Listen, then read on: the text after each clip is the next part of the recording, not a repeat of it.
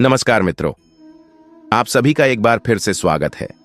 एक छोटे से शहर में रहने वाला अर्जुन एक सामान्य युवक था।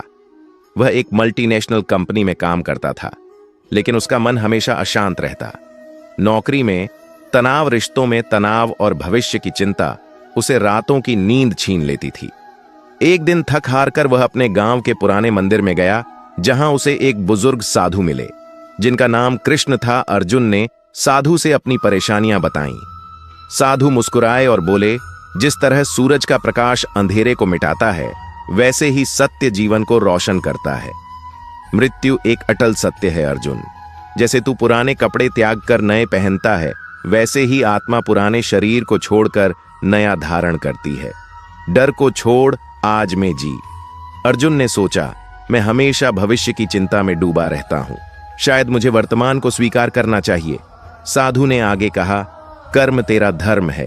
तू अपनी नौकरी में मेहनत कर, लेकिन परिणाम की चिंता मत कर। जो तेरा कर्तव्य है उसे पूरी निष्ठा से कर। अर्जुन को याद आया कि वह हमेशा बॉस की तारीफ या प्रमोशन की उम्मीद में काम करता था, जिससे वह और तनावग्रस्त हो जाता था। उसने फैसला किया कि अब वह सिर्फ अपने काम पर ध्यान देगा। अर्जुन ने पूछा, मेरा मन तो चंचल है, मैं क्रोधित हो जाता हूं, जलन होती है, इसे कैसे शांत करूं? साधु ने जवाब दिया, मन वायु की तरह है, लेकिन उसे वश में करना संभव है। ध्यान कर, अपनी सांसों पर नियंत्रण रख। जब मन शांत होगा, तेरा लक्ष्य स्पष्ट होगा। अर्जुन ने हर सुबह 10 मिनट ध्यान करना शुरू किया। धीरे धीरे उसका मन स्थिर होने लगा। एक दिन अर्जुन ने साधु से कहा, मैं अपने दोस्तों और परिवार के लिए बहुत कुछ करता हूं, लेकिन फिर भी मुझे लगता है कि वे मेरी कदर नहीं करते। साधु बोले, मोह दुख का कारण है। तू बिना स्वार्थ के प्रेम कर। जो तेरा सम्मान न करे, उस जगह तू रुकना मत, लेकिन बदले में किसी से कुछ मत मांग। अर्जुन ने अपने रिश्तों में स्वार्थ छोड़ दिया। उसने सिर्फ अपने कर्तव्यों का पालन किया और उसे अजीब सी शांति मिलने लगी। साधु ने एक दिन अर्जुन को बताया, शक करने वाला कभी शांति नहीं पाता। तू अपनी अंतरात्मा और ईश्वर पर विश्वास रख।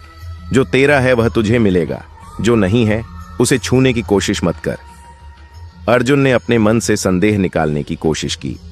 उसने अपने सहकर्मियों पर भरोसा करना शुरू किया और देखा कि उसका काम अब पहले से बेहतर हो रहा था। एक बार अर्जुन ने पूछा, क्या मैं अपने भाग्य को बदल सकता हूं? साधु ने हंसकर कहा, भाग्य से बड़ा तेरा कर्म है। समय के साथ चल, उसे बदलने की कोशिश मत कर। जो होगा वह तुझे मजबूत बनाएगा। अर्जुन ने समझ लिया कि समय हर किसी का बदलता है। उसने धैर्य रखना सीख लिया। अंत में साधु ने कहा, प्रेम वह है जो माफी मांगता है ना, कि वह जो अहंकार में डूबा हो। अपनों के लिए त्याग करना सीख, लेकिन अपनी आत्मा का सम्मान भी रख। अर्जुन ने अपने परिवार और दोस्तों के साथ रिश्तों को फिर से जोड़ा, मगर अब वह अपनी गरिमा को भी महत्व देने लगा। कुछ महीनों बाद अर्जुन फिर मंदिर गया। उसका चेहरा शांत और आत्मविश्वास से भरा था। उसने साधु को धन्यवाद दिया और कहा, आपने मुझे जीने का तरीका सिखाया। अब मैं न डरता हूं, न चिंता करता हूं।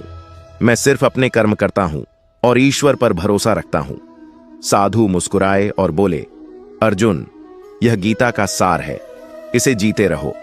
यह कहानी गीता के प्रमुख विचारों, सत्य, कर्म, मन पर नियंत्रण, मोह का त्याग, विश्वास, समय और प्रेम को एक आधुनिक व्यक्ति की यात्रा के माध्यम से दर्शाती है।